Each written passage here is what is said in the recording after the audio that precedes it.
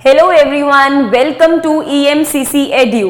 Today we will be starting with the class 11th accountancy. Since आप लोगों ने commerce ली है which is all together a very new stream for you all, इससे पहले आप लोगों ने कभी कॉमर्स के कुछ भी इससे रिलेटेड पढ़ाई नहीं करी होती even in your 9th and 10th class. So इसीलिए अब कॉमर्स में हम लोग अकाउंट्स की जो क्लास स्टार्ट करने वाले हैं, इसमें फर्स्ट चैप्टर जो करना है वो है rules of debit and credit. लेकिन उन रूल्स को समझने के लिए प्लस मेरी बात को समझने के लिए कि मैं अपने क्लास में कौन कौन से टर्म्स यूज कर रही हूँ, उसके लिए कुछ बेसिक टर्म्स हैं जो आप सबको पता होनी चाहिए. सो आज हम लोग स्टार्ट करेंगे उन्हीं कुछ बेसिक टर्म्स से. So the very first term जो हम लोग करने लगे हैं दैट इज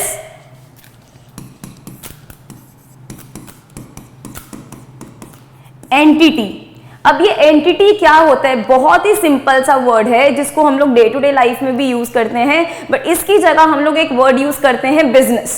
आज तक हम लोग बिजनेस बिजनेस ही बोलते आए हैं, लेकिन अब क्योंकि अब कॉमर्स ली है कुछ नई टर्म्स भी सीखेंगे, तो इसीलिए बिजनेस को एक हम और टर्म दे सकते हैं दैट इज एंटिटी. अगर मैं कहूं कि मैं एक नया बिजनेस स्टार्ट करना चाहती हूं जिसमें मैं फर्नीचर की जो शॉप है उसे ओपन करना चाहती हूं, फर्नीचर सेल करना चाहती हूं, सो जो मैंने बिजनेस खोला है, जो मेरी फर्म है, मैं उसे कहूंगी एंटिटी.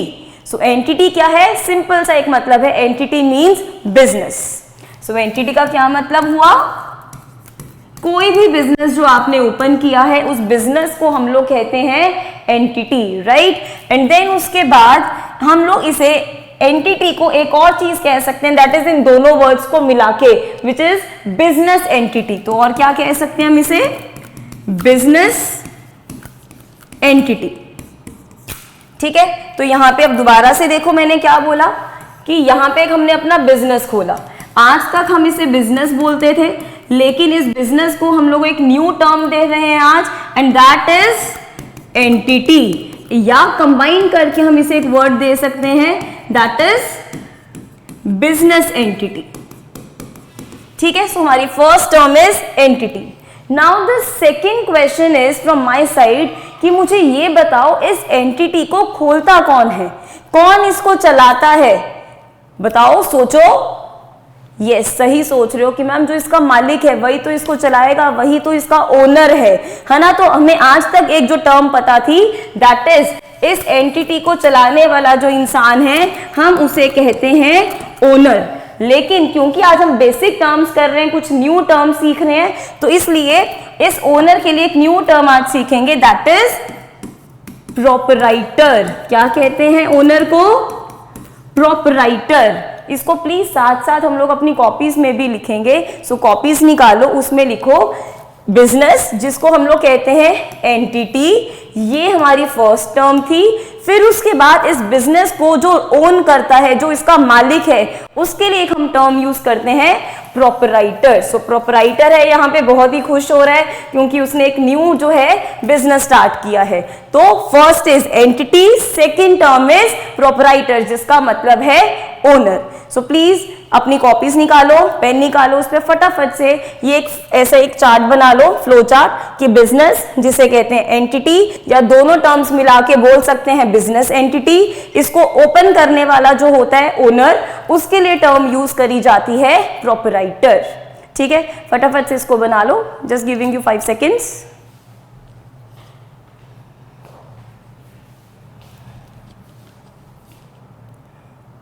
चलिए जी, जब तक आप बना रहे हो मैं नेक्स्ट टर्म की तैयारी कर लूं. बना लो पिछला वाला फ्लो चार्ट. तो हमने एक टर्म करी थी एंटिटी एंड देन यहां पे हमने हमारा बनाया था प्यारा सा ओनर जिसे कहते हैं प्रोपराइटर. सो आपने जब भी जो न्यू टर्म सीखी है मैं वही यहां पे लिखूंगी प्रोपराइटर. ठीक है, चलो अब हम लोग रेडी हैं नेक्स्ट टर्म सीखने के लिए. अब जैसे भी देखो, हमने जब भी एक बिजनेस स्टार्ट करना है, बिजनेस को चलाने के लिए, स्टार्ट करने के लिए हमें चाहिए होंगे पैसे. अब ये पैसे जो है वो कौन इन्वेस्ट करता है? ये पैसे जो है एक बिजनेस को चलाने के लिए कहां से आते हैं इनिशियली? दैट इज ऑब्वियसली जो इसका ओनर है, जो प्रोपराइटर है, यही सारे पैसे इसमें इन्वेस्ट करेगा इनिशियली. तो यहां पर जो भी पैसे इस एंटिटी में, एरो जरा मैं नीचे बना लूं, ये रहा, ये देखो. अब यहाँ पे जो प्रोपराइटर जितने भी यहाँ पे मनी इन्वेस्ट कर रहा है इस बिजनेस को स्टार्ट करने के लिए, इसको कंटिन्यू करने के लिए, दैट पैसा which is invested is known as capital. So वो कैपिटल, ये वो पैसा है जो प्रोपराइटर ने एंटिटी में इन्वेस्ट करा है। सो द पैसा which is invested by the proprietor into the business और the entity is known as capital. क्या कहते हैं हम उसे? कैपिटल। ओके जी, तो यहां पे ये हमारी नंबर 3 टर्म है, दैट इज कैपिटल। लेकिन ये जो हमारा प्रोपराइटर था ना, इसका आया बर्थडे। सो बर्थडे था, हैप्पी बर्थडे टू यू, एक बड़ा खुश था, इसको हमने विश करी तो ये बोला मैं तो पार्टी दे दूंगा तुम्हें। जैसे ही इसने पार्टी अपने फ्रेंड्स को थ्रो करनी थी तो पार्टी करने के लिए अपने बिजनेस में गया, पैसे निकाले, वापस आया एंड पार्टी करी। दैट मीन्स जो भी पैसे बिजनेस में से निकाले वो पर्सनल यूज के लिए निकाले, बिजनेस में नहीं वो पैसा लगाया। ये पैसा उसने कहाँ लगा दिया? अपनी बर्थडे पार्टी करने के लिए अपने फ्रेंड्स को साउथ सिटी ले गया, वहां पे पार्टी थ्रो कर रहा है। सो वहां पे जाके जब इसने पार्टी करी, उसे हम लोग कहेंगे कि इसने एंटिटी में से पैसा निकाल लिया। किसने? प्रोपराइटर ने। किस पर्पस के लिए ये पैसा यहां से यहां निकाला? That is for personal use. जो पैसा प्रोपराइटर या ओनर विड्रॉ कर लेता है बिजनेस में से पर्सनल यूज के लिए, उसे हम लोग कहते हैं ड्रॉइंग्स। क्या कहते हैं? Drawings. So the money which is withdrawn by the proprietor for the personal use is known as drawings. जब ओनर पैसा लगाता है बिजनेस में तो कहते हैं कैपिटल। जब वही ओनर इसमें से पैसा वापस निकाल ले पर्सनल यूज के लिए, उसे हम लोग कहते हैं ड्रॉइंग्स। सो फर्स्ट टर्म हमारी, लेट अस रिकॉल क्या क्या किया था। First was entity, second was proprietor, third capital and the fourth is drawings. ठीक है, तो ये 4 टर्म्स हो गई हैं। फटाफट से इस फ्लो चार्ट को भी बना लें, जल्दी से बना लें इस फ्लो चार्ट को।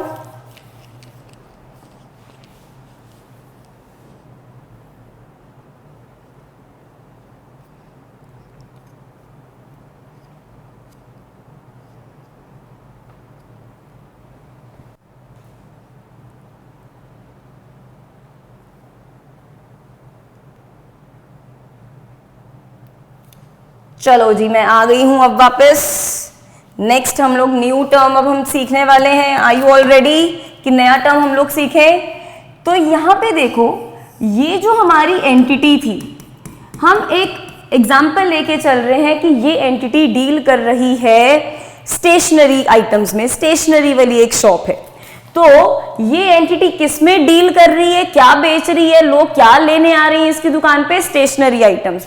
तो स्टेशनरी में, तो this is the shop which is dealing in the stationery items.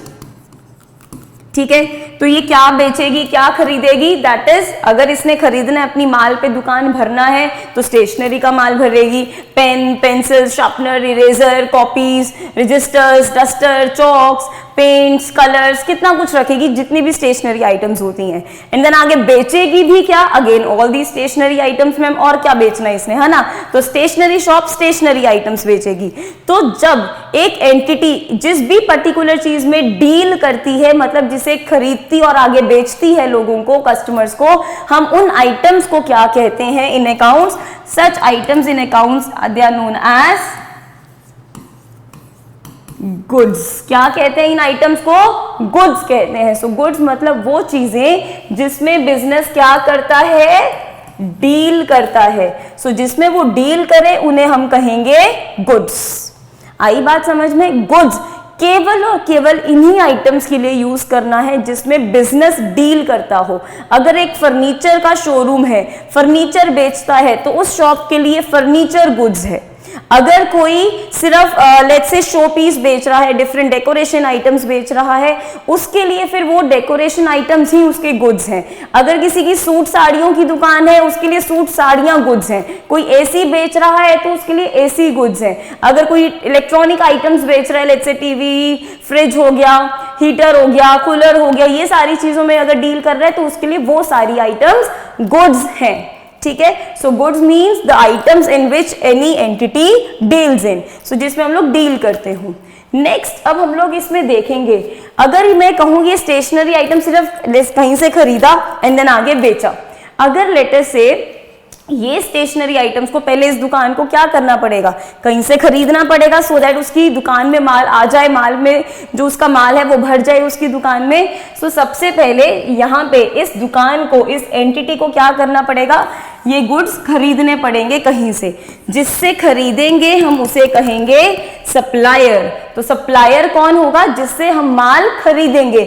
हम यहाँ पे जब मैं वर्ड यूज कर रही हूँ ना, मैं वर्ड यूज कर रही हूँ for the entity, for the business जो हम लोगों ने स्टेशनरी आइटम्स का स्टार्ट किया है, ठीक है। तो यहाँ पे जो सप्लायर है, सप्लायर से हम लोगों ने अपना सामान, अपने गुड्स खरीदे।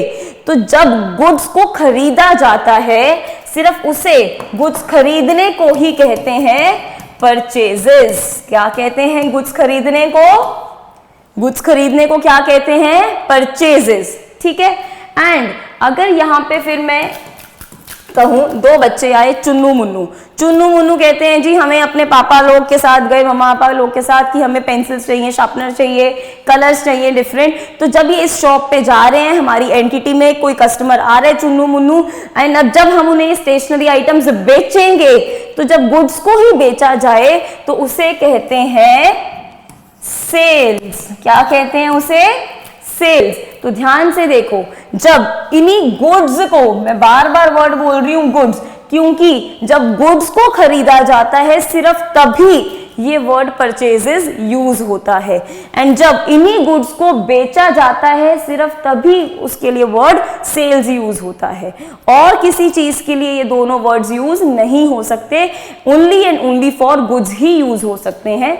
तो एंटिटी किस में डील करती है, गुड्स में। जब ये एंटिटी इन गुड्स को खरीदती है, ठीक है, तब उसके लिए एक वर्ड यूज होता है purchases. So purchases word is used only for goods. Similarly जब इन्हीं गुड्स को बेचा जाता है हमारे चुन्नू मुन्नू कस्टमर्स को, तो ये कस्टमर्स को जब ये बेचा जाएगा, सिर्फ उन्हीं के लिए ये वर्ड यूज किया जाएगा, उन्हीं गुड्स के लिए सेल्स। तो अगेन ओनली फॉर गुड्स, सिर्फ गुड्स के लिए ही ये वर्ड यूज होता है। एक वर्ड हमने किया परचेजेस एंड दूसरा किया सेल्स। तो यहाँ पे फिर से देखो, गुड्स एक हमने टर्म करी, गुड्स मतलब जिसमें हम लोग डील करते हैं। जब इन्हें खरीदा जाता है तो कहते हैं परचेजेस, एंड जब इन्हें बेचा जाए तो इन्हें कहते हैं सेल्स। आ गई बात समझ में पक्का से? ये आप बना लो अब फ्लो चार्ट, सिंपल सा है, जिसमें डील करते हैं उसे हम कहते हैं गुड्स, जब इन्हें खरीदते हैं तो कहते हैं परचेजेस, जब इन्हें बेचते हैं तो इन्हें कहते हैं सेल्स, ठीक है। एक मैं छोटी सी एग्जांपल दे रही हूँ, स्टेशनरी की दुकान है ना, स्टेशनरी की दुकान में मैंने एसी खरीदा और लगाया। एसी खरीदने को परचेजेस नहीं कहेंगे, क्योंकि हम एसी में डील नहीं कर रहे हैं। यहाँ पे अगर मैं कहूँ स्टेशनरी दुकान है तो मैं स्टेशनरी की आइटम्स ही बेच रही हूँ, मैं एसी, फैन, ट्यूबलाइट कुछ नहीं बेच रही। तो जो मैंने एसी लगाया उसके लिए वर्ड परचेजेस यूज नहीं करना। समझ में आ रही है बात? क्या यूज करना है इन दी सब्सिक्वेंट लेक्चर्स आपको क्लियर हो जाएगा। उसको एसी ही बोलेंगे, एसी खरीदा है तो एसी ही खरीदा है, उसके लिए वर्ड परचेजेस यूज नहीं करना। तो गुड्स जब खरीदा तो बोले परचेजेस, जब इन्हीं गुड्स को बेचा तो बोलेंगे सेल्स। इस फ्लो चार्ट को बना लें आप अब।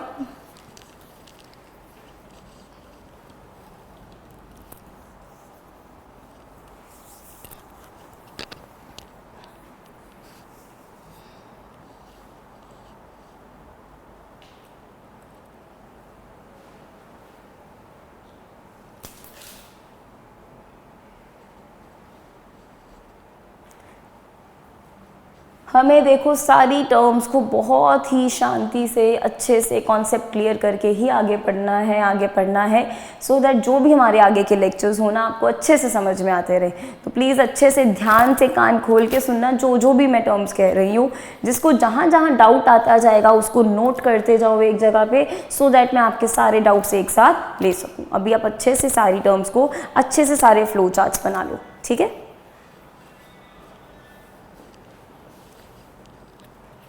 अभी मैं नेक्स्ट टर्म स्टार्ट करने जा रही हूँ। जिसने नहीं बनाया, अगर आपने, तो एक बार आप वीडियो पॉज कर लो एंड देन उसके बाद इसको स्टार्ट करना। अगर बना चुके हो तो लेट अस स्टार्ट।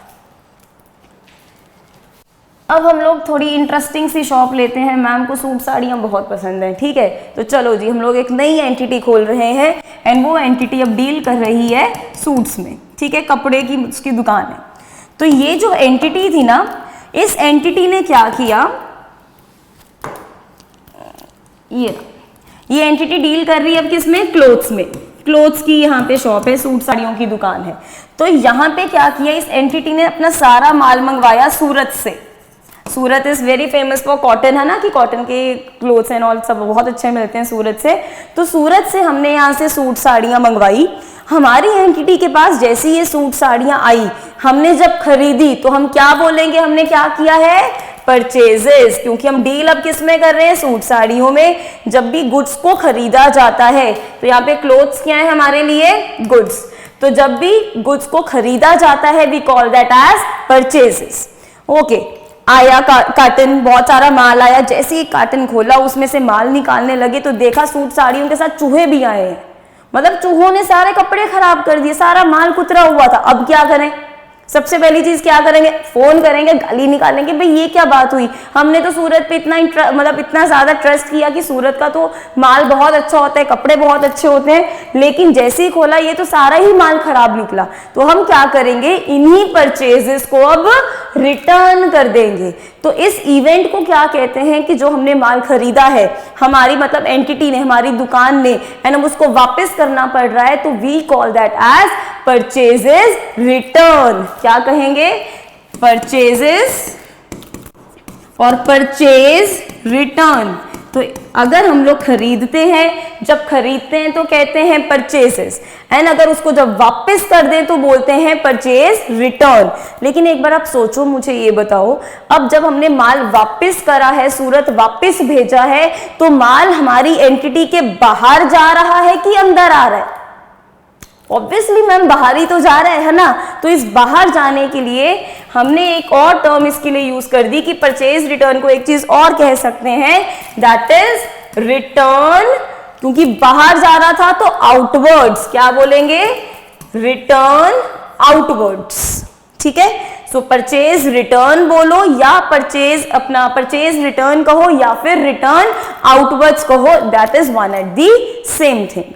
अब हुआ क्या, हमने भी तो अपने कस्टमर को ये सूट साड़ियां लेट से बेची थी, उसमें से भी कोई माल खराब निकला, किसी पे कलर लगा था या कुछ कपड़ा खराब था, नहीं पसंद आया, तो कस्टमर क्या करेगा, उस माल को वापस करेगा कि नहीं करेगा? तो आओ समझते हैं उसे क्या कहेंगे। यहाँ पे है हमारा कस्टमर, चुन्नू मुन्नू आए थे ना हमारे कस्टमर्स, दो प्यारे प्यारे। जब हमने इनको माल बेचा था तो उसे कहते हैं सेल्स।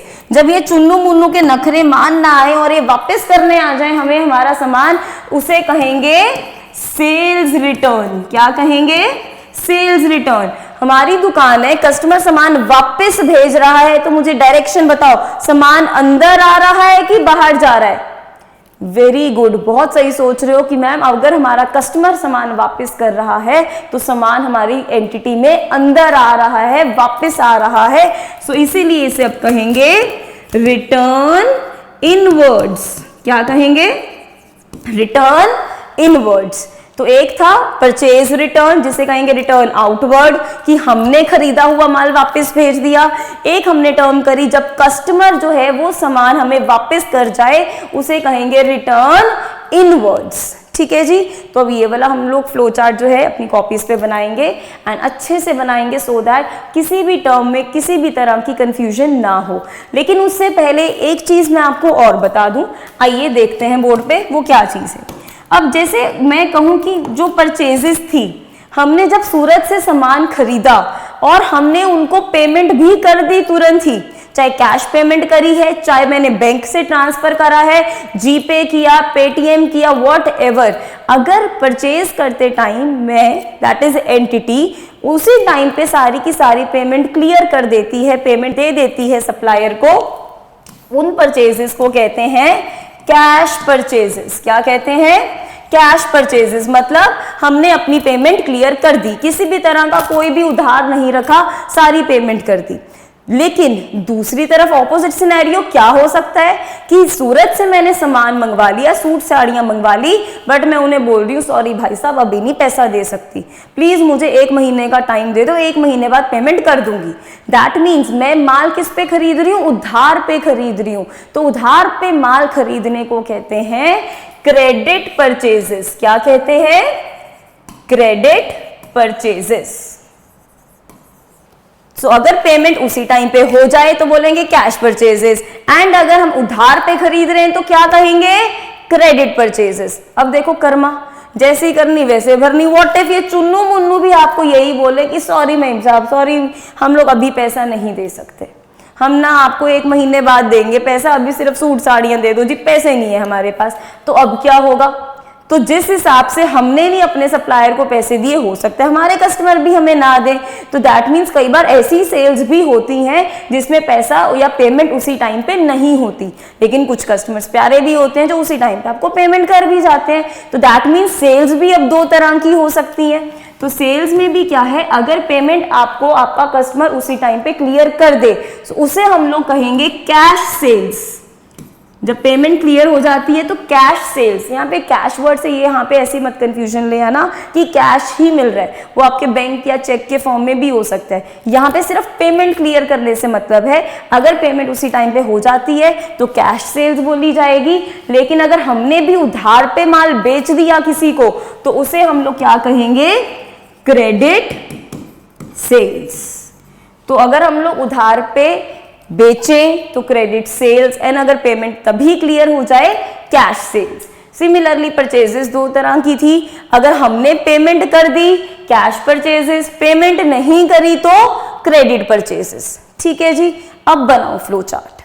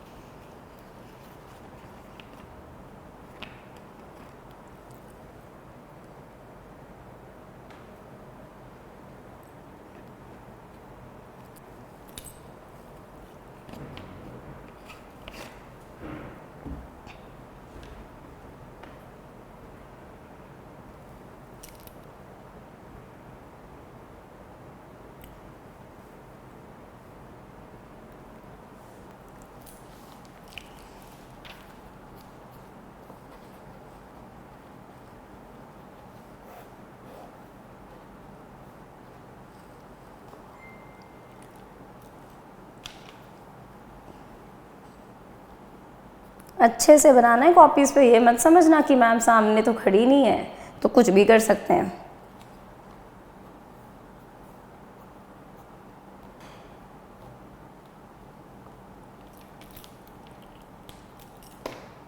चलो जी, अब हम करेंगे अगली बहुत ही ज़्यादा इम्पोर्टेंट टर्म। उसके लिए हम समझेंगे छोटी सी कहानी। ये है हमारी एंटिटी, बहुत अच्छा काम कर रही है। ठीक है जी, ओके। अब एंटिटी अभी जस्ट हमने जो टर्म पढ़ी उसमें समझा कि कई बार ऐसा भी हो सकता है कि जब हम लोग परचेजेस कर रहे हो तो हम लोग उधार पे खरीदें, दैट मीन्स उसी टाइम पे पेमेंट किसी को ना दें। तो जब भी हमने सूरत वाले सप्लायर लिए थे ना, सूरत से कपड़े मंगवाए थे, अगर हमारी एंटिटी जब किस में डील कर रही थी, क्लोथ्स में डील कर रही थी, तो हमने सूरत से सामान मंगवाया था लेकिन पेमेंट उसी टाइम पे नहीं करी। जब पेमेंट क्लियर नहीं करते उसी टाइम पे तो कहते हैं क्रेडिट परचेजेस। तो ये सूरत वाले सप्लायर, ये वाले भैया जिनसे हमने ये सारा माल मंगवाया है लेकिन पैसे नहीं दिए पर पैसे देने बाकी हैं, तो उसे हम लोग क्या कहते हैं? ये भैया कहलाए जाएंगे हमारे लिए हमारे क्रेडिटर। कौन है ये? क्रेडिटर। क्रेडिटर कौन होता है? जिसको पैसे देने होते हैं, अभी दिए नहीं है पर देने हैं। अभी हमारे सर पे टेंशन है कि बाप रे बाप, हमने ये सूरत वाले अंकल को अभी पैसे देने हैं। सो क्रेडिटर कौन है? To whom payment is to be made, जिनको अभी हमने पेमेंट करनी है। ये बहुत ही टेंशन का सोर्स है क्रेडिटर, क्योंकि हमने माल तो खरीद लिया उससे बट पैसे अभी तक नहीं दिए हमने। तो जिसको पैसे देने होते हैं, तो इस एंटिटी के लिए ये सप्लायर कौन होता है? क्रेडिटर। कौन है ये? क्रेडिटर, जिसने हमें उधार दिया है, तो ये है क्रेडिटर। आ गई बात समझ में? ठीक है। दूसरी तरफ चुन्नू मुन्नू याद है सबको? भूले तो नहीं हो? तो चुन्नू मुन्नू कौन थे? तो ये चुन्नू मुन्नू कौन है? हमारे प्यारे से कस्टमर्स। तो ये हमारे कस्टमर्स हैं, सूट साड़ियां ले गए हैं, लेकिन ये जो हमारे सूट साड़ियां लेकर गए हैं, इन्होंने पैसे नहीं दिए हमें। सामान ले गए हमसे, हमारी एंटिटी से, हमें अभी इन्होंने पैसे देने हैं। तो जिस इंसान से, जिस एंटिटी से पैसे लेने होते हैं, अभी उसने दिए नहीं है पर हमने लेने हैं उससे पैसे, ये खुशी की बात है, क्योंकि अब पैसा आना है, अब देना नहीं, अब तो आने की बात हो रही है कि जिससे पैसा आना होता है उसे कहते हैं डेटर। क्या कहते हैं? डेटर। यहां लिख रही हूं मैं। सो जिससे पैसे अभी आएंगे, मिलना बाकी है पैसा इनसे, उसे कहते हैं debtor. That is from whom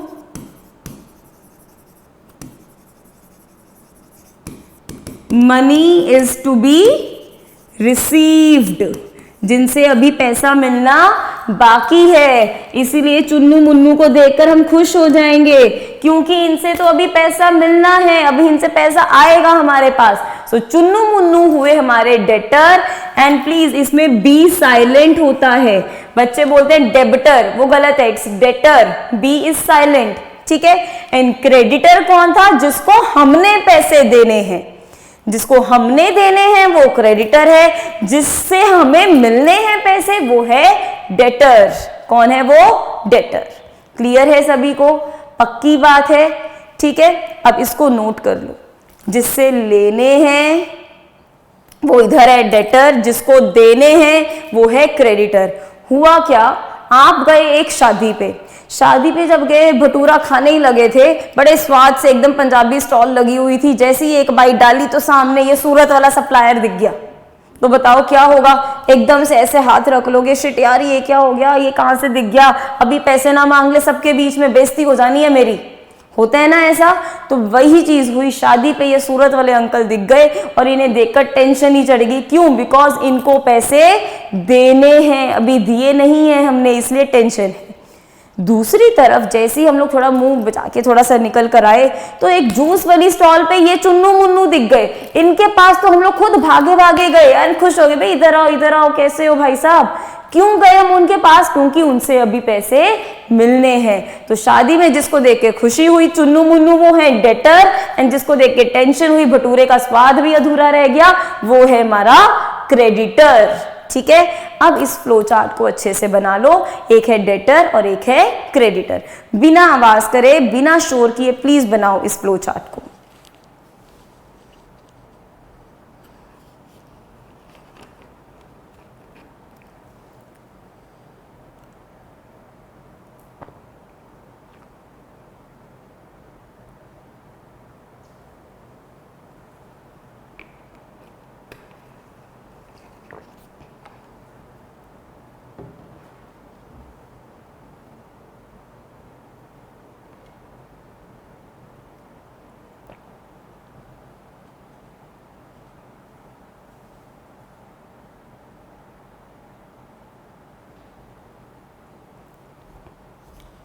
समझ में आ रहा है ना सबको? जो भी समझा रही हूँ नोट कर लेना, जहां पे भी देखो डाउट आए अच्छे से नोट कर लेना उसे।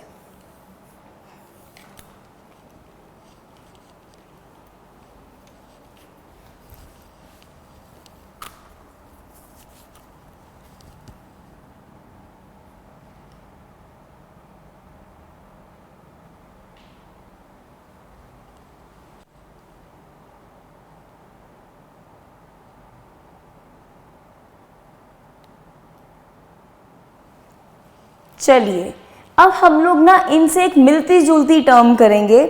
जैसे क्रेडिटर कौन था जिससे पैसे, मतलब क्रेडिटर कौन था जिसको हमने पैसे देने थे, ठीक है। अब इससे एक मिलती जुलती एक टर्म है,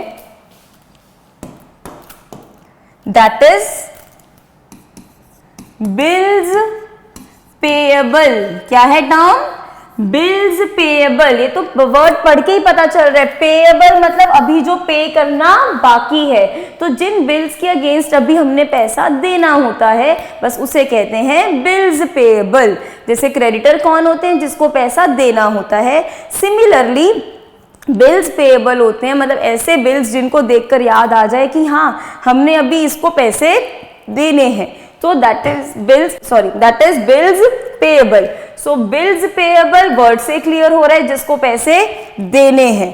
तो बिल्स पेएबल एंड क्रेडिटर्स को अगर मैं ऐड कर दूं तो बिजनेस में अगर ये दोनों चीजों को प्लस कर दिया जाए तो टोटल मुझे किस चीज का मिलेगा?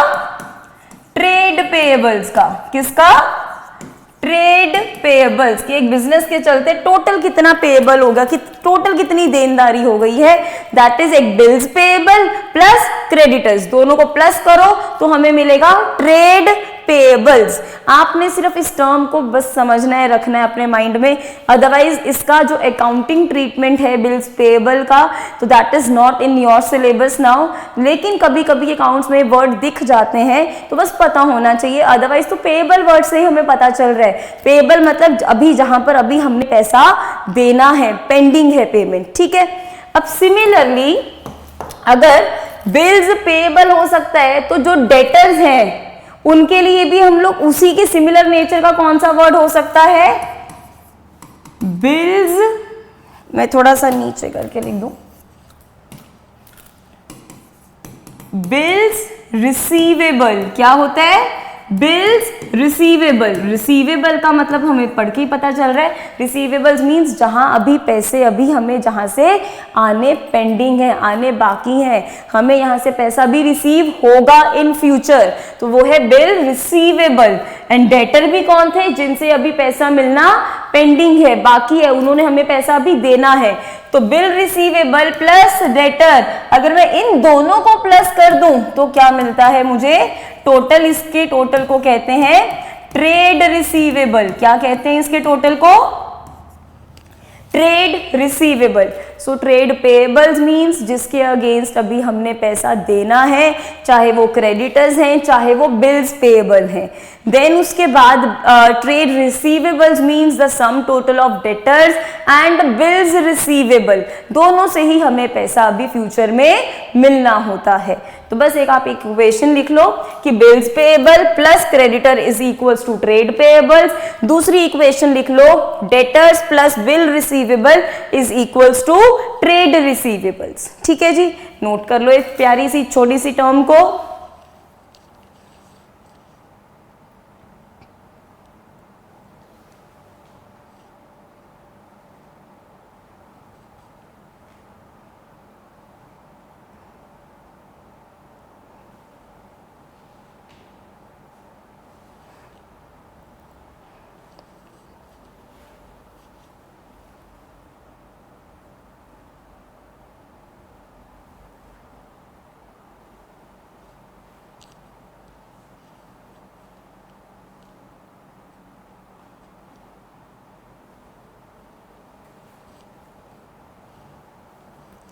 सब लिख रहे हैं ना? मैं वापस आ गई हूँ सबको चेक करने के लिए।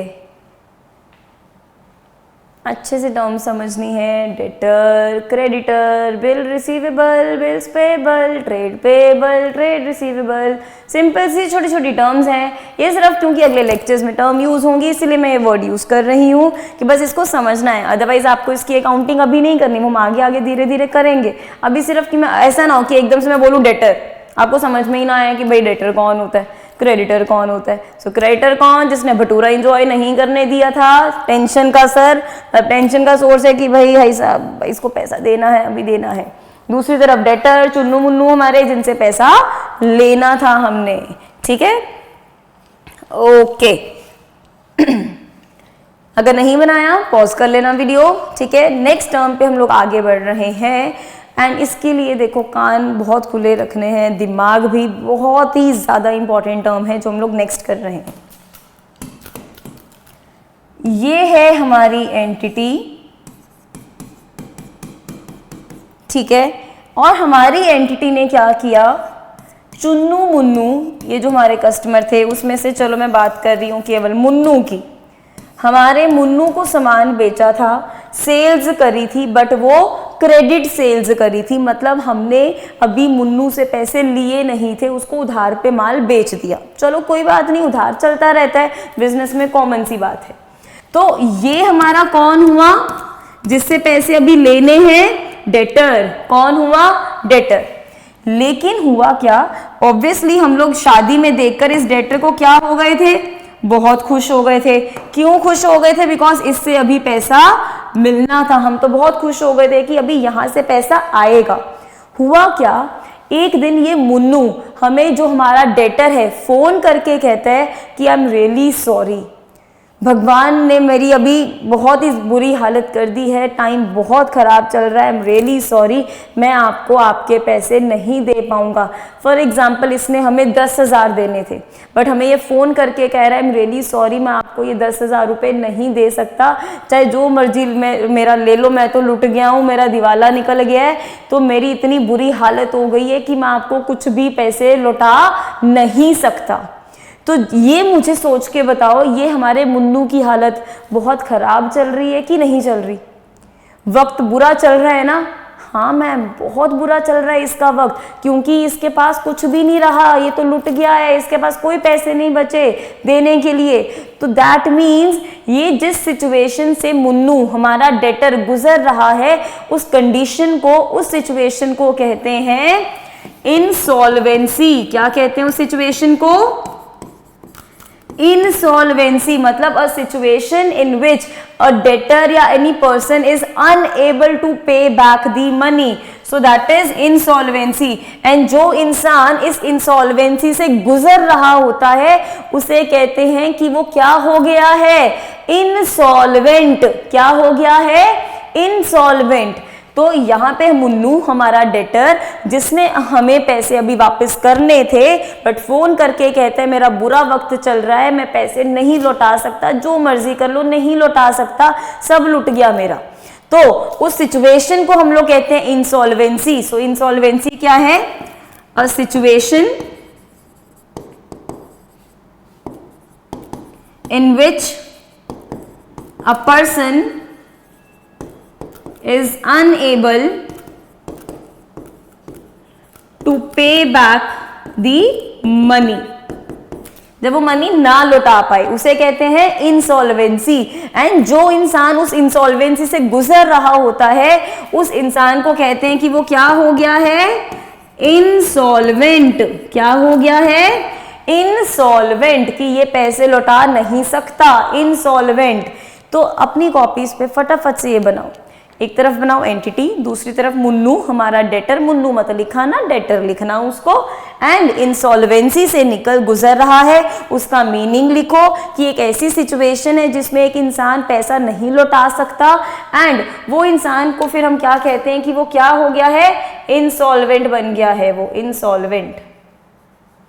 काइंडली मेक दिस, फटाफट से बनाओ, बिकॉज इसके साथ ही मैंने आपको एक और टर्म करवानी है, ये बना लो फटाफट। यहीं खड़ी हूं, अब नहीं मैं जा रही वापस, फटाफट से बना लो। अरे मैम बीच में आई जा रहे हो, लिखने तो दो। ये लो ये लो, लिखो जी, आराम से लिखो।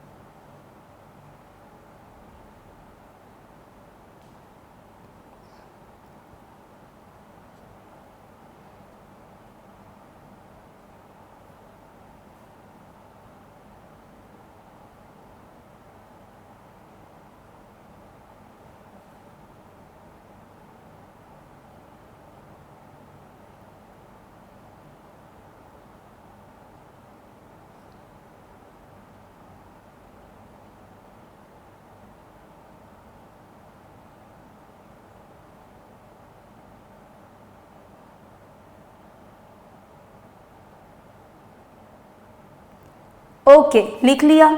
अब देखो, चलो इस डेटर ने तो हमें फोन करके बोल दिया कि आई एम रियली सॉरी, इस एंटिटी को मतलब हमें बोल रहे हैं कि मैं आपके अब जो पैसे थे वो नहीं लौटा सकता। तो हमारी एंटिटी का क्या हो गया? बहुत बड़ा नुकसान हुआ कि नहीं हुआ? क्योंकि हमें तो मिलने थे पैसे इससे, हम तो शादी में देख कर इसको खुश हो गए थे, स्पेशली मिलने गए थे कि और भाई कैसे है। लेकिन अब वो आज हमें फोन करके बोल रहा है कि आई एम रियली सॉरी, मैं पैसे नहीं दे सकता। तो मतलब हमारी एंटिटी का हो गया है नुकसान। उस नुकसान के लिए एक बहुत स्पेशल टर्म यूज करी जाती है। ये जो हमें नुकसान हुआ है इसे कहते हैं बैड डेट। क्या कहते हैं? Bad debt. इसमें भी बी साइलेंट है, दिस इज बैड डेट। क्या है bad debt? It is the loss जो एंटिटी को हुआ है because this debtor is unable to pay back the money to us. That is why ये जो लॉस हुआ है उसके लिए टर्म यूज करी जाती है, that special term is bad debt. क्या कहते हैं उसे? Bad debt. बी साइलेंट है इसमें, सो बैड डेट है हमारी ये टर्म, जो नुकसान हुआ है हमारी एंटिटी को। समझ में आई बात? इसको नोट कर लो, loss that is bad debt. ठीक है, दैट इज जब डेटर ने हमें पैसे देने से मना कर दिया, उसकी वजह से जो नुकसान हुआ है we call that as bad debt. Note करो, नोट कर लो बैड डेट को।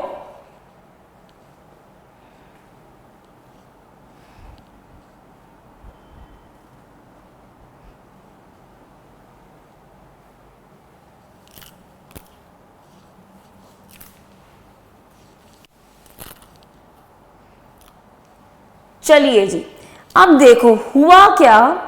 ये हमारा जो डेटर था मुन्नू, जिसने हमें फोन करके बोला कि मैं पैसे नहीं दे सकता। चलो ठीक है, हमारा नुकसान हो गया, हमने मान लिया। अब इसने क्या किया? इसने स्टार्ट करा एक अपना कोई काम फिर से। ठीक है, बहुत मेहनत करी। अब ये हमें लेट से 5-6 सालों बाद फोन करके कह रहा है कि हेलो जी, कैसे हो? आई एम रियली सॉरी, उस टाइम मेरा बहुत बुरा वक्त चल रहा था कि मुझे ये कहना पड़ा था आपको कि आई एम सॉरी, मैं आपको पैसे नहीं दे सकता। लेकिन आज भगवान की कृपा से मेरा काम थोड़ा स्टार्ट हो गया है। आज मेरे पास 500 रुपये हैं कि मैं आपको थोड़ा लौटा सकूं, या 500 ले लो या 5000 ले लो, वॉट एवर अमाउंट। हमें बस वो फ़ोन करके कह रहा है कि आज मेरे पास इतने पैसे हैं, आज मुझसे इतने तो लो, आगे मैं लौटाता रहूँगा। लेकिन आज मेरे पास लेट से उसने 10,000 देने थे ना, हमारा 10,000 का नुकसान हुआ था आज, लेकिन हमें वो फ़ोन करके कह रहा है कि मैं आपको 500 रुपये दे सकता हूँ। दैट मीन्स हमारे बैड डेट्स में से कुछ अमाउंट क्या हो रही है? रिकवर हो रही है। दैट इज 500 रुपीज हमें मिल रहे हैं। तो जब भी बैड डेट्स होने के बाद हमारा वो पिछले वाला डेटर फोन करके बोले कि सॉरी लेकिन आज मुझसे थोड़े पैसे ले लो, चाहे 5 साल हो गए हैं उस बात को, चाहे 10 साल हो गए हैं, what ever number of years has like it is, लेकिन अगर हमें पैसे वापस मिल रहे हैं उन बैड डेट्स में से, उस इवेंट को कहते हैं बैड डेट्स रिकवर्ड। क्या कहते हैं? Bad debts recovered. तो यहां पे ध्यान से देखो, इसने हमें फोन करके बोला कि मैं आज आपको थोड़े पैसे रिटर्न कर सकता हूं, आई एम सॉरी उस टाइम पे नहीं कर पाया था, बट आज मैं आपको थोड़े पैसे दे सकता हूं। सो इस इवेंट को हम लोग क्या कहेंगे? बैड डेट्स या बैड डेट रिकवर्ड, कि उसमें से हमारा नुकसान में से कुछ रिकवर हो गया है amount, so we will call that as bad debts recovered. जब डेटर हमें फोन करके, जो डेटर पुराना डेटर था हमारा, तो वो हमें बैड डेट्स होने के बाद फोन कर रहा है आफ्टर लाइक सम इयर्स कि मुझसे पैसे ले लो, तो हम लोग जब वो पैसे लेंगे उसे कहते हैं बैड डेट्स रिकवर्ड। क्या कहते हैं? बैड डेट्स रिकवर, क्योंकि अमाउंट रिकवर हो गई है। नोट करो इसको, बैड डेट्स रिकवर को।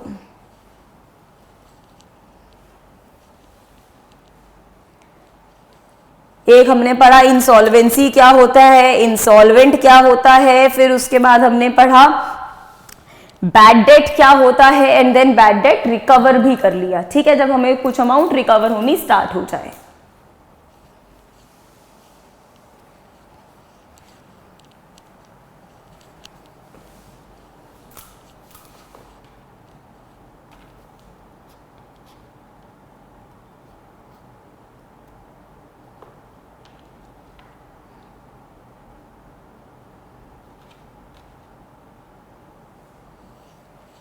क्लियर है?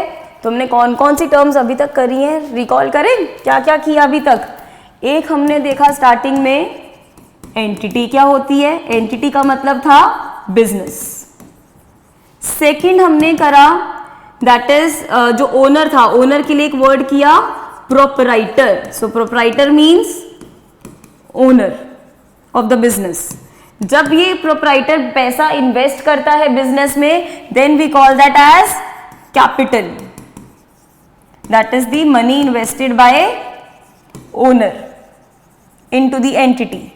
जब पर्सनल यूज के लिए हैप्पी बर्थडे टू यू के लिए गया था ना पार्टी करने, कहां पे, साउथ सिटी, तो पैसा कहां से निकाला, बिजनेस में से। सो उसे क्या कहते हैं हम लोग, जब पैसा निकाल लिया जाता है, drawings, that means money withdrawn for personal use। देन उसके बाद हमने एक टर्म करी गुड्स, कि गुड्स क्या होते हैं, जिसमें हम लोग क्या करते हैं, हमारी एंटिटी डील करे। इसी गुड्स के लिए हमने दो वर्ड करे, स्पेशल वर्ड जो सिर्फ और सिर्फ गुड्स के लिए यूज होते हैं, परचेजेस, जब इन्हीं गुड्स को खरीदा जाए। फिर उसके बाद एक हमने टर्म करी सेल्स,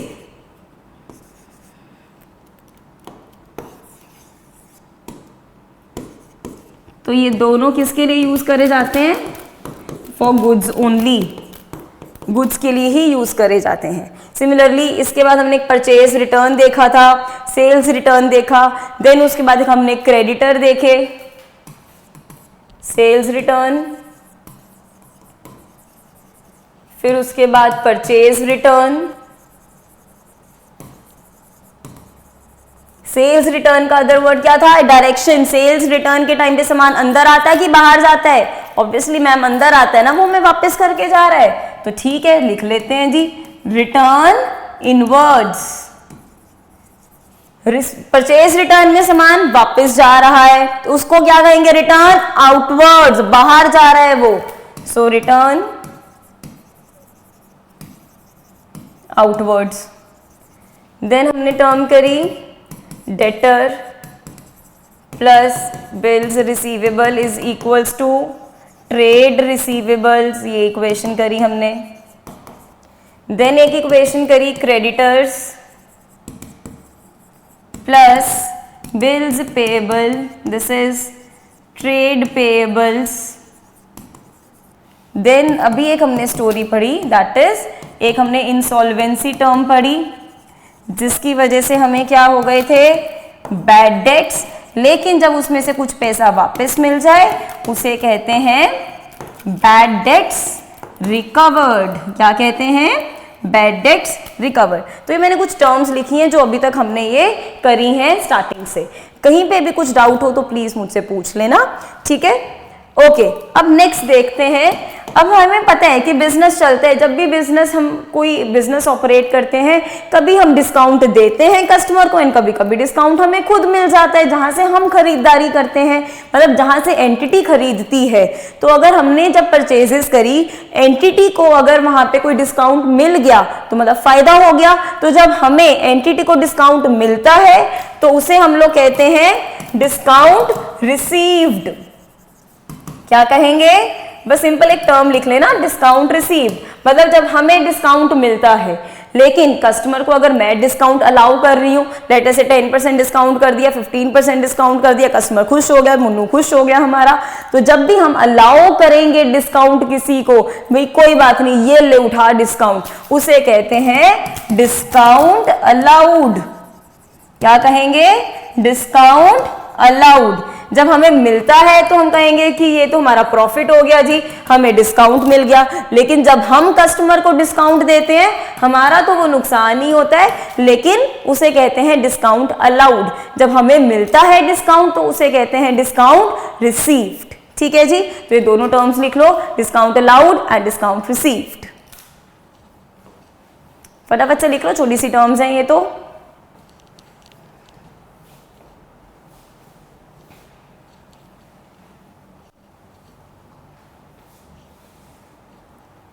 चलो जी, वेरी गुड। अब देखो नेक्स्ट बहुत ही छोटी छोटी टर्म्स हैं जो मैं अभी दो टर्म्स नेक्स्ट करवाऊंगी।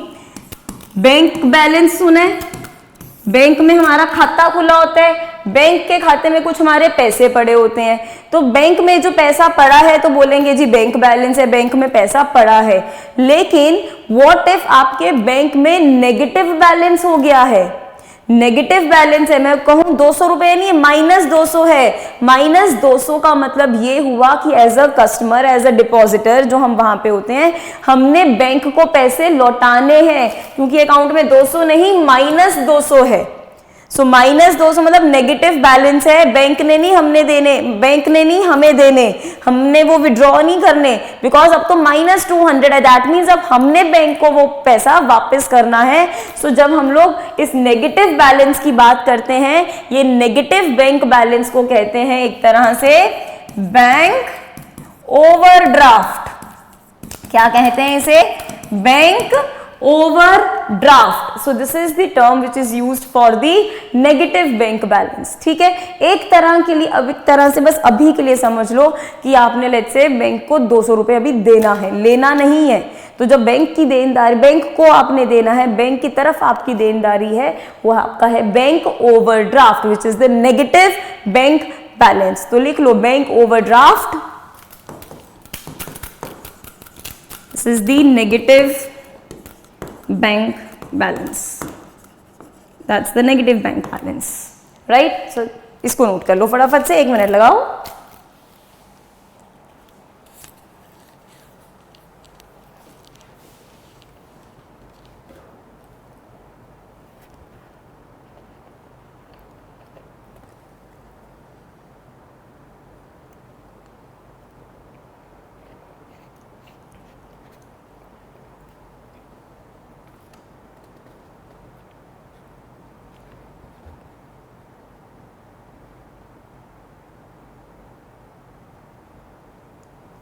ओके, अब हम आते हैं अपनी नेक्स्ट टर्म पे, जो बहुत इंपॉर्टेंट है। मैम हर चीज़ को तो अब इम्पॉर्टेंट कह देते हो।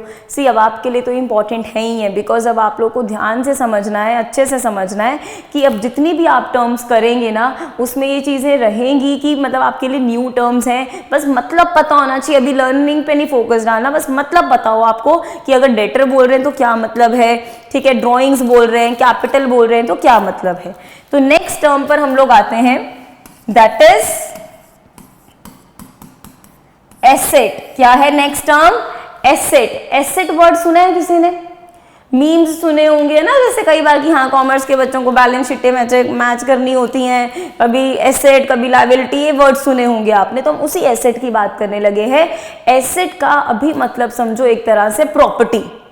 एसेट मतलब बिजनेस की एक प्रॉपर्टी, जो एक एंटिटी की प्रॉपर्टी है, जिसकी वजह से उसको फ्यूचर में बहुत फायदा मिलने वाला है, या फिर उसकी वजह से अभी भी बहुत फायदा उसको मिल रहा है already.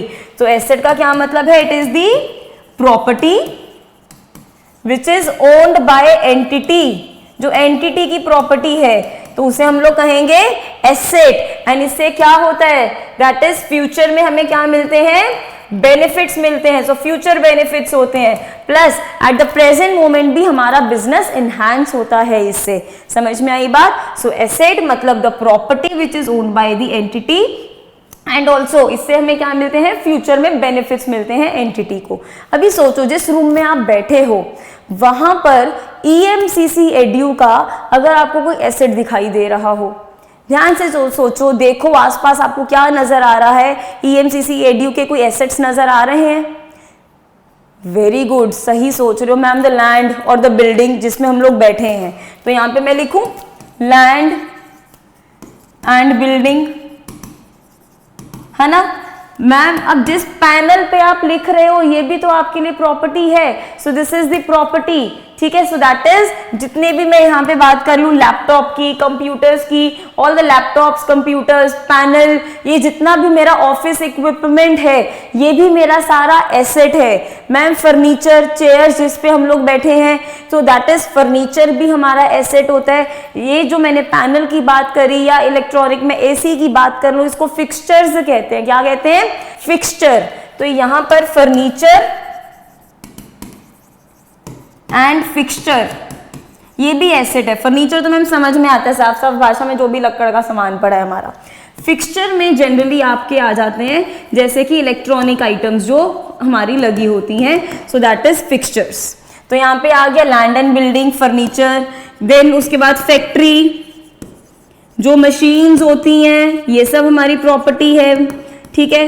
And also we use the word plant, not the green plant, money plant की नहीं बात कर रहे हैं यहाँ पे, जैसे वेरका प्लांट देखा होगा आपने फिरोजपुर रोड पे। सो दैट इज जो बिग बिग मशीन्स हैं, जो बिग मशीनरी होती है उसे कहते हैं plant. So plant, machinery, furniture, land and building. अगर मैं कहूँ EMCC एडीयू अपनी वो भी डाल ले, वैन्स ले ले, बसेस लगा ले, आपको पिक एंड ड्रॉप फैसिलिटी मिले, सो दैट इज वो मेरे लिए बेनिफिशियल है, आप लोगों के लिए भी बेनिफिशियल है। सो मोटर व्हीकल, वो भी सब किस में आ जाते हैं हमारे, इन्हीं एसेट्स में है, प्रॉपर्टी है, ठीक है। एंड ये जितने भी एसेट्स हैं, मुझे ये देख के बताओ, जरा ऑब्जर्व करो, can I touch this panel? Yes ma'am, you can touch that. Can I touch the land और द बिल्डिंग? टच खुद करके देख लो, कर सकते हो, देख सकते हो। हाँ मैम देख सकते हैं, कैसी बहकी बातें कर रहे हो, कोई बात नहीं, मैम कर लेती है कभी कभी ऐसा। तो यहाँ पे पैनल हो गया, फर्नीचर हो गया, ऑफिस बिल्डिंग हो गई, मशीन्स हो गई, देन मोटर व्हीकल हो गया। आप इन सभी चीजों को क्या कर सकते हो, ये देखो अभी बहुत ही प्यारी सी आंख बनाऊंगी मैं। This means I can see plus I can also touch that. So जिन भी assets को मैं देख सकूं प्लस जिन्हें मैं टच कर सकूं उन्हें कहते हैं tangible assets। क्या कहते हैं? जिन assets को देख सकते हैं प्लस टच कर सकते हैं,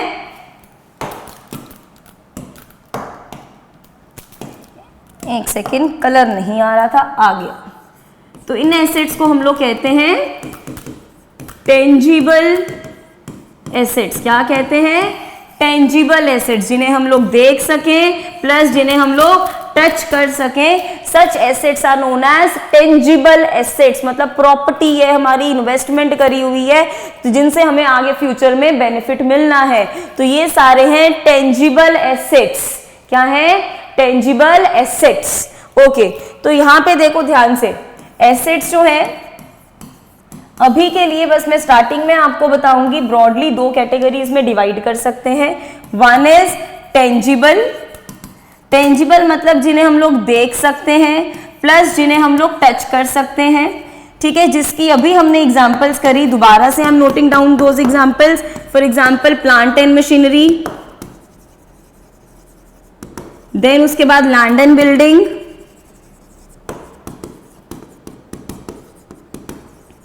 सो plant and machinery, land and building, ये हमारी एग्जांपल्स हो गई। फैक्ट्री या ऑफिस फैक्ट्री, ऑफिस इक्विपमेंट लिख रही हूं मैं यहाँ पे, office equipment. Then we have furniture and fixtures, then factory, motor vehicle. तो ये सारी कुछ एग्जांपल्स हैं हमारी, some of the examples for the which assets, the tangible assets. तो दूसरे कौन से होते हैं मैम? जिन्हें होते हैं, ध्यान से सुनना मेरी बात, प्लीज सोचो ऐसे कौन से एसेट्स होते हैं जिन्हें हम टच नहीं कर सकते, जिन्हें देख भी नहीं सकते, बट फिर भी वो एसेट है फॉर अ बिजनेस। सोचो, जिन्हें ना ही हम लोग देख सकें, क्रॉस है, देख नहीं सकते, प्लस ना ही जिन्हें आप टच कर सको, टच भी नहीं कर सकते, but they still exist and they are an asset for the business. उन्हें कहते हैं इनटेंजिबल एसेट्स। टेंजिबल का ऑपोजिट इनटेंजिबल। बट एग्जाम्पल सोचो इनटेंजिबल एसेट्स की क्या हो सकती है, सोचो जरा इनटेंजिबल एसेट्स की एग्जाम्पल। आई होप आपको टेंजिबल समझ में आए होंगे, है ना, प्रॉपर्टी है जिसको देख सकते हो, टच कर सकते हो। इनटेंजिबल देखो कौन से होते हैं। अगर मैं आप लोगों से पूछूं, आप में से कौन कौन सागर रत्ना गया है, महाराजा प्लाजो गया है, स्टारबक्स गया है, टिम हॉर्टन्स, कौन कौन गया? मोस्ट ऑफ यू सोच रहे हाँ मैम मैं भी गई हूँ, मैं भी गई हूँ, मैं भी गया हूँ, मैं भी गया हूँ। क्यों गए? क्योंकि मैम नाम है, चलता है वो।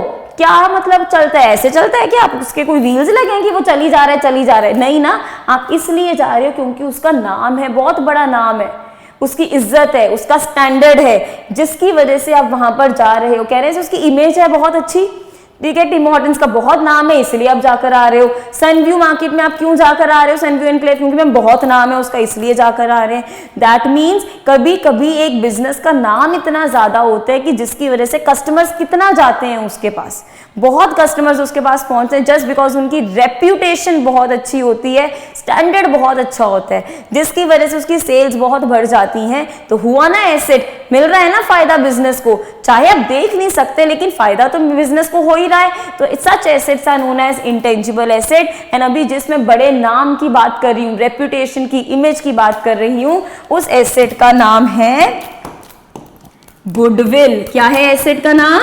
गुडविल। गुडविल का मतलब होता है बिजनेस की इमेज, बिजनेस की रेप्यूटेशन। ठीक है, सो बिजनेस की रेप्यूटेशन या इमेज को कहते हैं गुडविल। एंड इस गुडविल की वजह से, ऊंचे नाम की वजह से एक बिजनेस काफी अच्छे प्रॉफिट जो है वो अर्न कर लेता है। तो ये हुआ ना इंटेंजिबल एसेट कि हम लोग किस बड़े नाम को टच कर सकते हैं? बताओ, नहीं टच कर सकते हैं। We can only feel it कि हाँ मैम स्टारबक्स का बहुत नाम है, सागर रत्ना का बहुत नाम है, महाराजा प्लाजो का बहुत नाम है, जस्ट उसका बहुत नाम है, इसकी वजह से आप लोग वहां पर जाते हो एंड बिजनेस को उनके फायदा होता है। So goodwill is one of the intangible assets. Second, अब जितने भी देखो इंटेंजिबल हम एसेट्स की बात करेंगे, एग्जाम्पल का बस नाम पता होना चाहिए, example is only important. Otherwise आपको नहीं पूछेंगे कि इनमें क्या डिफरेंस है या क्या है, उस डिटेल में नहीं जाना, सिर्फ नेम पता होना चाहिए, एग्जाम्पल पता होनी चाहिए, या आपको पता होना चाहिए कि बस ये एसेट है। ठीक है, अदरवाइज कई बार हमने इंटेंजिबल एसेट्स के नाम सुने होते हैं बट हम उसको एकदम से एसेट के साथ रिलेट नहीं करते।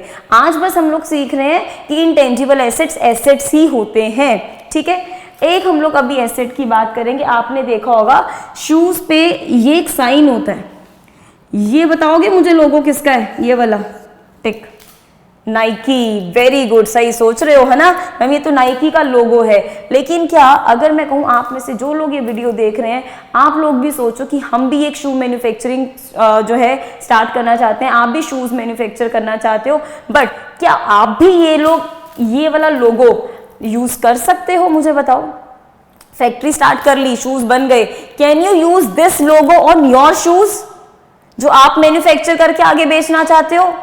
नहीं मैम, यही तो नहीं कर सकते। बट क्यों नहीं कर सकते आप ऐसा?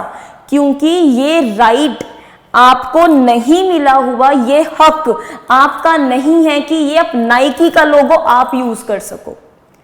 लेकिन नाइकी ही सिर्फ इस लोगो को यूज कर सकता है। ये हक, साडा हक इत्थे रख, वही वाला हक, ये किसका है? सिर्फ और सिर्फ नाइकी का है कि वही इस लोगो को यूज कर सकता है। नाइकी के शूज पे नाइकी कौन लिख सकता है? ये नाम किसका है? सिर्फ नाइकी का ही है। दैट मीन्स इसकी वजह से, क्योंकि लोगों की वजह से तो कितना इसका बिजनेस चलता है, ये एक हक मिला हुआ है जो एक बिजनेस के लिए बहुत इंपॉर्टेंट होता है। अदरवाइज अगर आप लोग भी जो शूज अपनी फैक्ट्री खोल रहे हो, अगर आप भी उस पे ऐसे ये वाला लोगो यूज करना स्टार्ट कर दोगे, आप भी नाइकी लिखना स्टार्ट कर दोगे, फिर नाइकी के असली शूज में और आप में क्या ही फर्क रह जाएगा? नाइकी को नुकसान होगा कि नहीं होगा? मैम बहुत नुकसान होगा। तो यहां पर ये जो लोगो यूज करने का हक, नाइकी वर्ड यूज करने का हक सिर्फ और सिर्फ नाइकी को ही है। इस हक की वजह से बिजनेस को बहुत बेनिफिट मिल रहा है। इसे हम लोग कहते हैं ट्रेडमार्क। क्या कहते हैं? ट्रेडमार्क। सो ट्रेडमार्क भी इंटेंजिबल एसेट है जो एक बिजनेस को बहुत फायदे दिलाता है। ठीक है, सिमिलरली अब मैं और यहाँ पे इंटेंजिबल एसेट की बात करूंगी, दैट इज पेटेंट।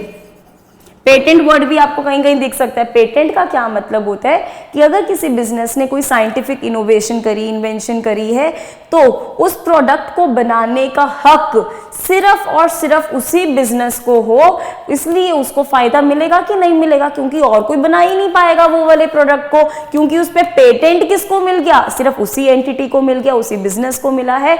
तो ये वाले हक की वजह से again that business is able to earn so much of the profits. उसमें मार्केट में नाम सिर्फ उसका ही होगा कि भाई ये चीज तो केवल यही बना सकते हैं। क्यों? बिकॉज उन्हें पेटेंट मिला है, सारा दिमाग, सारी इनोवेशन उन्हीं की थी। ठीक है, इसमें अगर मैं आपको एग्जांपल दूं, जब कोविड आया था, कोविड-19, उस टाइम पे इंडिया ने जो वैक्सीन बनाई थी उसका नाम था कोविशील्ड। याद है कोविशील्ड? ये कोविशील्ड इंडिया में बनाई थी सीरम इंस्टीट्यूट ऑफ इंडिया ने, बहुत मेहनत करी उन्होंने एंड देन जाकर उन्होंने ये पूरी वैक्सीन बनाई एंड इतने पैसे उनके रिसर्च में भी लग गए थे, करोड़ ऑफ रुपीज इसमें गए एंड जब उन्होंने एक नई एक वैक्सीन बनाई जो आज से पहले दुनिया में एग्जिस्ट ही नहीं कर रही थी, तो सीरम इंस्टीट्यूट को मिल गया patent by government of India, government issue करती है पेटेंट। तो वो पेटेंट मिलने से सिर्फ और सिर्फ कोविशील्ड वैक्सीन सिर्फ और सिर्फ सीरम इंस्टीट्यूट ही बना सकता था, जिसकी वजह से फायदा किसको हुआ? सिर्फ सीरम इंस्टीट्यूट को हुआ। सो इसीलिए ये जो पेटेंट मिला, पेटेंट हो गया या ट्रेडमार्क हो गया, ये इसकी बेसिक डेफिनेशन स्टार्ट होती है राइट से, हक से, कि ये हक, ये राइट किसको मिला? सिर्फ इन्हें मिला। सो पेटेंट एंड ट्रेडमार्क ये भी क्या है हमारे? इनटेंजिबल एसेट्स, क्योंकि इन्हें टच नहीं कर सकते, इस हक को टच कर सकते हो? नो मैम, बट फील कर सकते हैं, राइट? इसी तरह से एक और होता है दैट इज कॉपीराइट। कॉपीराइट, आप लोगों ने 3 इडियट्स मूवी देखी है? अब वो 3 इडियट्स जो है वो एक नॉवल है चेतन भगत की। तो चेतन भगत ने अपनी इनोवेशन करी, अपनी क्रिएटिविटी थी, स्किल्स थे, तो वो जो क्रिएटिविटी थी चेतन भगत की, वो एक किस फॉर्म में निकल कर आई? 3 इडियट्स नॉवल। उस नॉवल को क्या कोई और लिख सकता है? क्या आप भी वो 3 इडियट्स की कहानी को अपनी कहानी बना सकते हो? नहीं बना सकते। बोल सकते भाई ये मैंने लिखा, मेरा आइडिया था, no, it is Chetan Bhagat idea. तो ये चेतन भगत की नॉवल पे बेस्ड थी ये मूवी, ठीक है? तो वो जो 3 इडियट्स है वो किसके नाम पे रजिस्टर्ड है? चेतन भगत के नाम पे ही रजिस्टर्ड है। तो जो क्रिएशन है आपकी, इनोवेशन, मतलब not the scientific innovation, scientific innovation के लिए पेटेंट मिलता है, थोड़े माइनर इनमें डिफरेंसेस होते हैं। पेटेंट मिलता है साइंटिफिक इनोवेशन पे, आपकी क्रिएटिविटी पे, स्किल्स पे, राइटिंग स्किल्स पे आपको मिल जाता है कॉपीराइट। कोई नया म्यूजिक निकाले, म्यूजिक लॉन्च करे, तो उसको भी उस पे क्या मिलेगा? कॉपीराइट मिलता है, ठीक है? सो दैट कोई और उसे कॉपी ना कर ले, आपको एक हक मिल जाता है कि ये सिर्फ और सिर्फ आपका है और किसी का नहीं है, उसे कहते हैं copyright. Again it is an intangible assets. कौन कौन सी एग्जांपल करी हमने इंटेंजिबल एसेट्स की? Goodwill, copyright, trademark and patent, ये 4 करे। सिमिलरली एक और होता है that is intellectual property right, IPR, intellectual property right. Property सिर्फ देखो यार लैंड बिल्डिंग ही नहीं होता, दिमाग बहुत बड़ी चीज है आज के जमाने में। नॉलेज है, दिमाग है, तो आप कुछ भी कर सकते हो।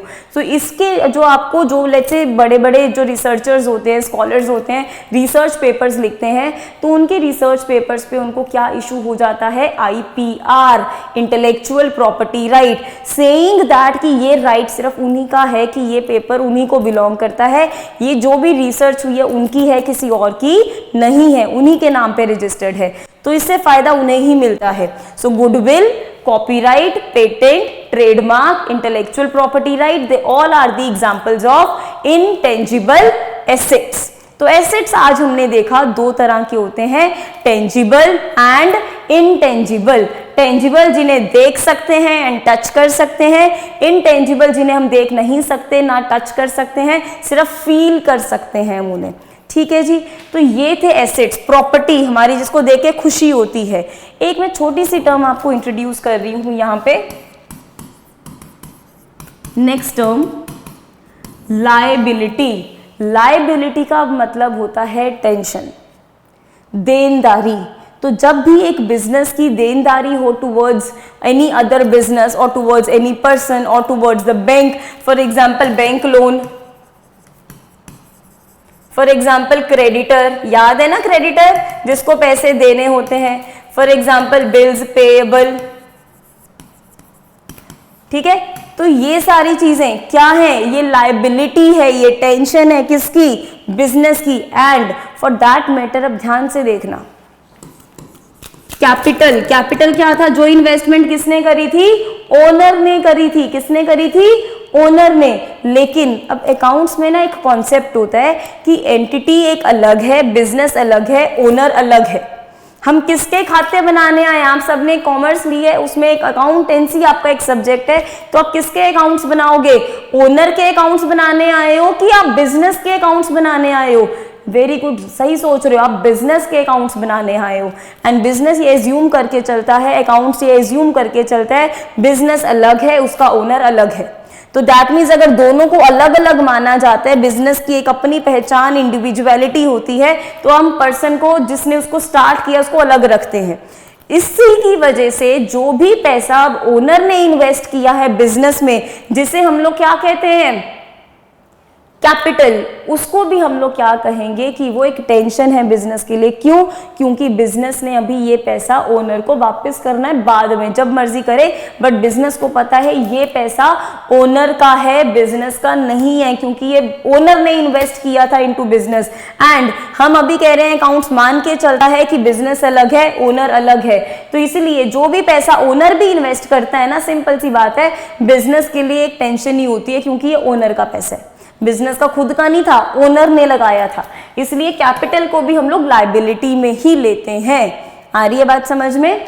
चलो, सो बैंक लोन हो गया, क्रेडिटर हो गया, बिल्स पेएबल हो गया, ये सारी चीजें समझ आई ना पढ़ के। ये मतलब क्या है, बैंक लोन, बैंक को पैसा वापस करना है, क्रेडिटर को पैसा वापस करना है, बिल्स पेएबल अगेन इनको पैसा देना है, देन कैपिटल ओनर का पैसा है उसको देना है। तो जब भी ये देनदारी होती है, टेंशन होती है, इसे हम लोग कहते हैं लायबिलिटी। क्या कहते हैं हम इन सबको? लायबिलिटी। ठीक है, एसेट था जो हमारी प्रॉपर्टी थी, लायबिलिटी है वो हमारी टेंशन है, हमारा मतलब देनदारी है बिजनेस की। आ गई बात समझ में? Very good. ओके, अब जो नेक्स्ट हमने देखना है that is last few terms are left, ध्यान से देखना इधर। अगर एक मैं वर्ड लिखूं सैलरी, सैलरी क्या होता है? ऑब्वियसली मैम जो एम्प्लॉयज होते हैं, वो जो काम करते हैं बिजनेस के लिए, तो इन रिटर्न जो उन्हें कॉम्पेंसेशन दी जाती है हम उसे कहते हैं सैलरी, या वेजेस जो लेबर को देनी होती हैं, सैलरी हो गया या वेजेस हो गया, आप कुछ भी लिख सकते हो। ये सिंपल सैलरी या वेजेस लिखे। लेकिन अगर मैं इसके आगे एक वर्ड लगा दूं,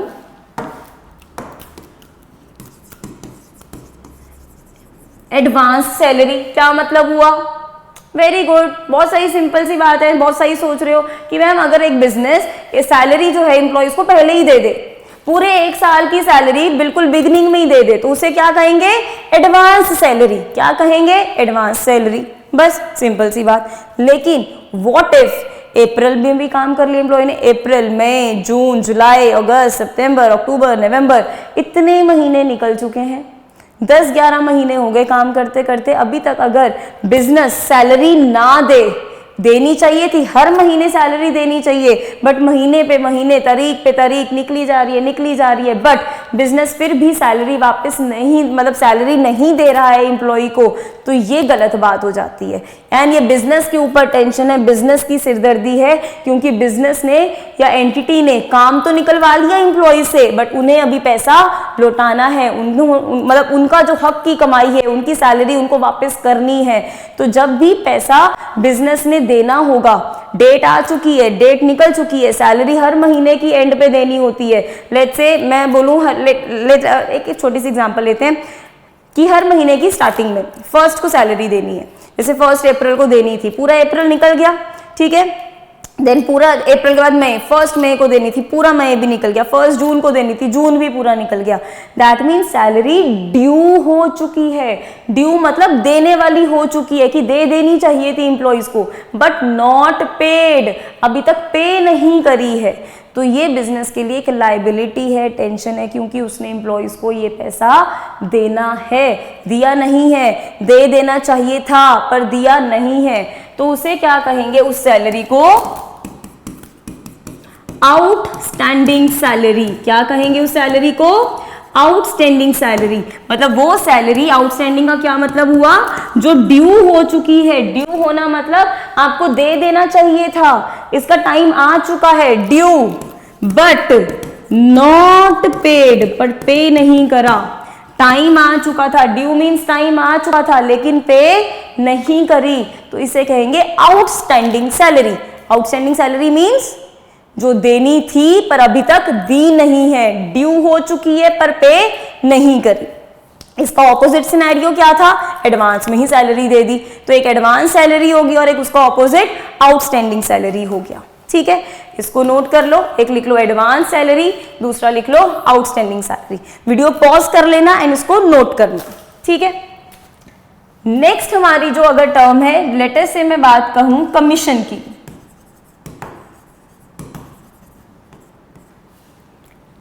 कमीशन और you can say any income, income की ही बात कर लेते हैं। अगर बिजनेस को जो इनकम होनी है या लेट्स से बिजनेस को कोई कमीशन होनी है, मिलनी है, वो मिल चुकी है, then it's a fine, it's okay, completely fine कि चलो मिल गई है।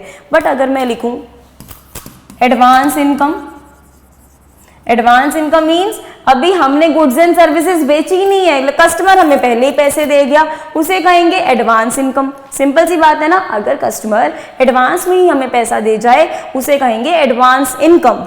ठीक है, समझ में आई बात। दूसरी तरफ लेकिन कौन सी इनकम हो सकती है, व्हाट इफ आप इनकम अर्न कर चुके हो, आपने goods and services Chunnu Munnu को बेच दी, सारी स्टेशनरी आइटम्स चुन्नू मुन्नू को बेच दी, बट वो पैसे नहीं दे रहे आपको, इसे क्या कहेंगे, इनकम अर्नड, अर्न कर चुके हो क्योंकि आप गुड्स बेच चुके हो उन्हें, that is income earned but not received, आपको रिसीव नहीं हुई है। सो इनकम, एक थी एडवांस इनकम, अच्छे कस्टमर जो पहले ही पैसा दे गए, इसका ऑपोजिट कर रहे हैं कि सामान बेच दिया, दैट इज हमने इनकम अर्न कर ली बट कस्टमर ने पैसे नहीं दिए, इनकम अर्नड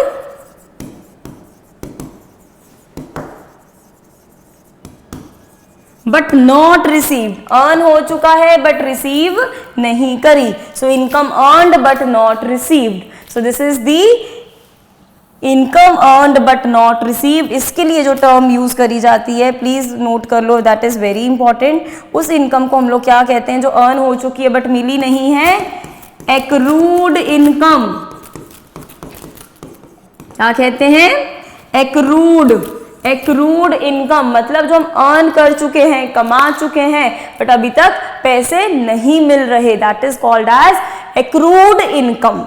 इसका ऑपोजिट क्या था, सामान बेचा नहीं, कमाया है नहीं कुछ, इनकम पहले ही मिल जाए, कैश पहले ही मिल जाए, दैट इज एडवांस इनकम। लेकिन उसका ऑपोजिट इज एक्रूड इनकम की अर्न कर ली है बट मिली नहीं है।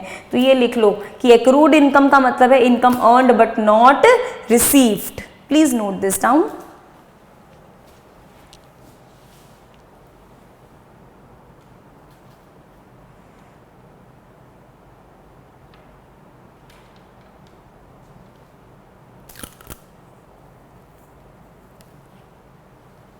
तो जस्ट हमने पीछे कौन सी टर्म देखी, एक होता है अगर हम खर्चा एडवांस में पे कर दे तो एडवांस एक्सपेंस या एडवांस सैलरी फॉर एग्जांपल।